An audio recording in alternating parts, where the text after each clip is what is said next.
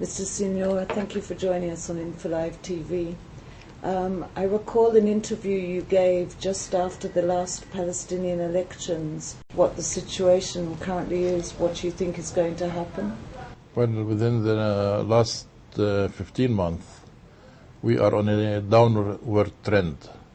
Actually, the Palestinian democratic process has suffered a lot. Hamas, which gained political legitimacy internally in Palestine, has lost at the moment because it used force, the moral high ground. However, this deepening of the rift between the two most important political movements in Palestine, Fatah and Hamas, is also detrimental to the cause of the Palestinian people and to their national aspirations. Our need for independence, in a way, will be delayed because there is no consensus and one voice. I hope that despite this rift, we as Palestinians should not wait for the Arab world or intermediations from, say, like it happened previously, either from Egypt or Saudi Arabia, but we on our own. And I think this is a public demand that is in front of Hamas as well as Fatah, that we are under occupation. This is not the time for us to say we need an Islamic state or a secular state. This is the time to actually struggle together. I think if that doesn't happen, we, the Palestinians as a people, will pay the heaviest price, because it puts on the shelf our national aspirations, and at the same time it will bring to an end the idea of a solution based on the two-state solution. Today, this is almost a death blow to the two-state solution, because it's allowing the extreme right wing in Israel, as well as the settler movement in the occupied territories, and specifically in the West Bank, to grow and to flourish and to prevent a solution based on two states, because in 2 years' time there will not be any more land for the Palestinian people to negotiate over. I look at what took place yesterday in Sharm el-Sheikh, where all the leaders of the region have said that they actually desire peace, that they want to work for peace, that they want to start a process that would lead to a political horizon, to discuss the final status issues. This is the road that actually we all are looking forward to. And maybe today we'll hear that the quartet, the leadership of the roadmap process, is going to nominate the departing Prime Minister of the United Kingdom, Tony Blair, to become a super envoy in the region. We have a window of opportunity. The situation can deteriorate or it can improve. Today, if we allow this situation to continue to deepen, what happened yesterday in Gaza will happen in the next few months, not only in the West Bank, but also all around us, in Egypt, in Jordan, and elsewhere in the Arab world. It's not only the responsibility of the Palestinians, but it's also the responsibility of the Israeli government, of the Arab world, and the international community.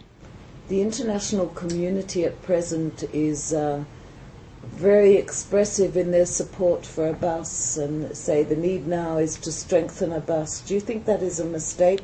Because in a sense it is dividing between Gaza and West Bank even more. Actually, I saw a positive note coming out of Egypt in the speech that was delivered by President Mubarak yesterday.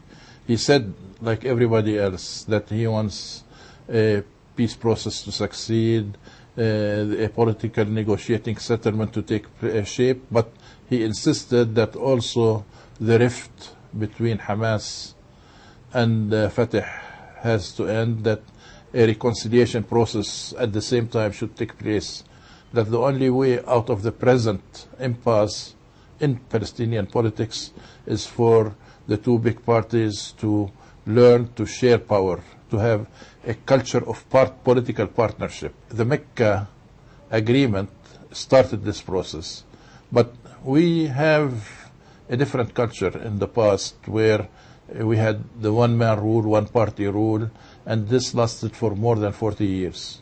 We hoped that through the process of elections, and Hamas was not given a chance from the very beginning, and the result of it is what is happening today.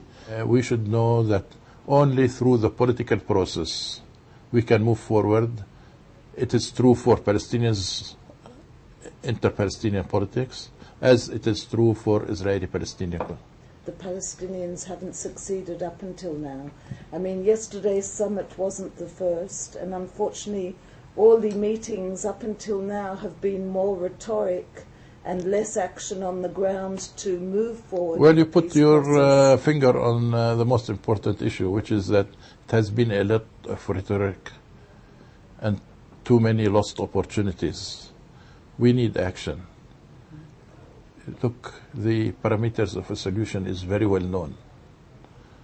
We have a two-state solution based on the Green Line or the borders of 1967 with minor adjustments.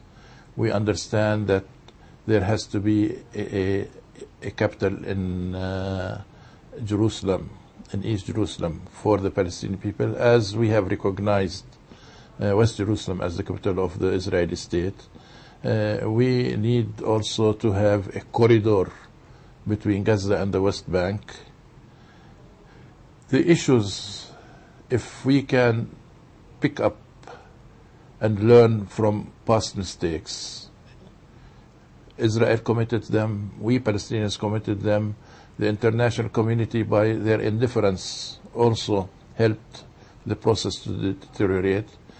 This is the last opportunity today with the Arab Peace Initiative to save the two-state solution. In a couple of years, I don't think anybody will ever dare to talk about a two-state solution. Israel will be faced with a binational state where the state has the domination and actually the rule of one people over the other. This is an example that is not good for Israel, not good for the democracy for the Israeli people, and certainly is not good for the national aspiration of the Palestinian people.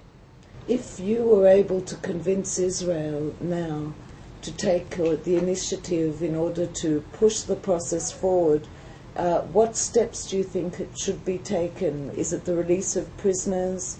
Is there some other steps perhaps that you could suggest? Well, I believe here, certainly at this moment, we need to cool the tension down. We need goodwill gestures on both sides. Israel knows that uppermost on the mind of Palestinians, be it Fatah or Hamas, is the release of prisoners. We know that uppermost on the Israeli side is also to the release of their captured soldiers. I think this should be done.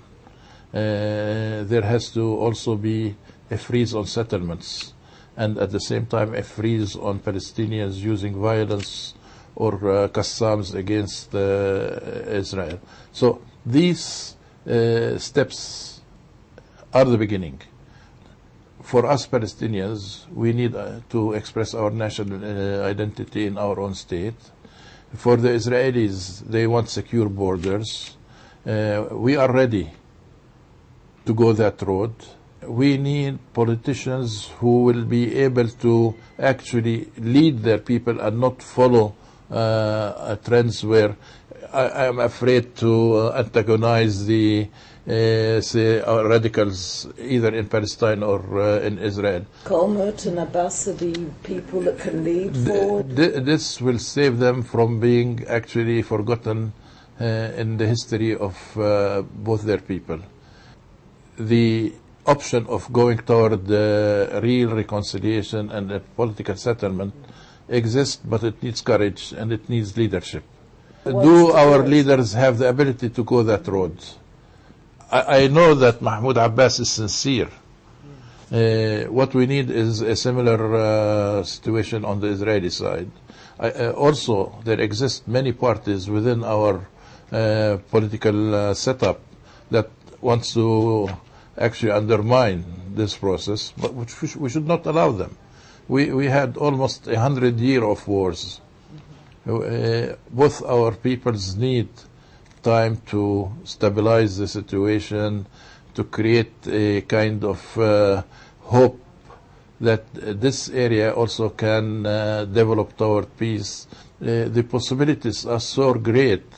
Standing on the outskirts of Bethlehem, the security wall behind me reminds me just how deep the division is between Israel and the Palestinians.